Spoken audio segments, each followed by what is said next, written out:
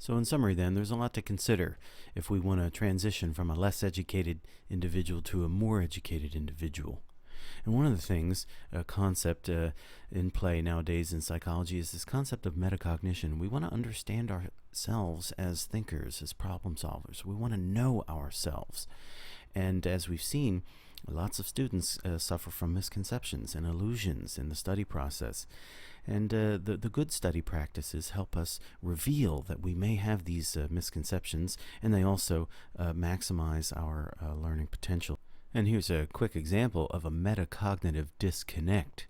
So we can believe that forgetting happens. Sure, everybody understands that forgetting happens, but we often don't behave as if it does, especially when it comes to our learning strategies. So this would be a metacognitive disconnect. We are not aware that some of our own sort of beliefs and practices are not matching up with what we need to do to maximize our learning.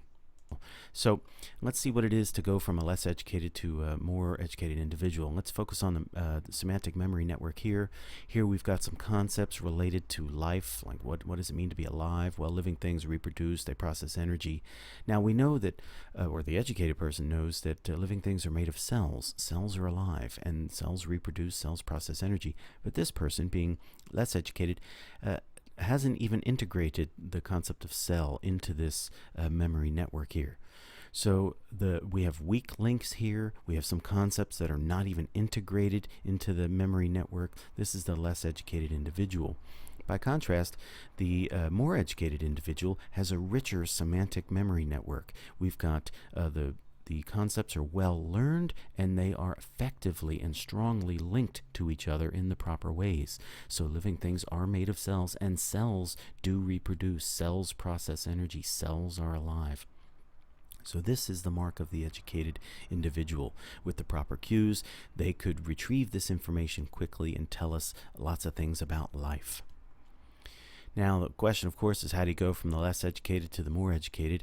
And in this series, we've been learning about some of these techniques. We want to use spaced study sessions. This guarantees that our retrieval strength will be low, and that sets up the best opportunities to increase the storage strength. So we want to space out our study sessions. In addition, that means that we're going to be undergoing repeated rounds of consolidation, which is the process that is going to strengthen the memories in the cortex. We want to use retrieval practice. This technique seems to be better than rereading or just looking over notes. We're actively engaging our retrieval systems, and this leads to better access to the information later on. So it's still unclear exactly why this process is working, but the actual studies show clear benefits to retrieval practice compared to, say, restudying or rereading. We also want to use deep processing techniques. So whatever information we're trying to learn, we want to try to connect it up with things we already know. We want to relate it to things we know ourselves. We want to embed it with rich links to other concepts in our semantic memory system. These are deep processing techniques. Now, in addition to these kind of direct study strategies, there are other kinds of things that can enhance our learning process. We want to be a good communicator about our learning needs. We want to have a growth mindset, and this has been shown to facilitate learning. We want to be able to embrace the struggle that sometimes accompanies learning. We want to be a resilient learner. We want to, benefit from setbacks, etc. So we've got a lot that it takes to become an educated individual, but scientists are now finding out what are the best practices.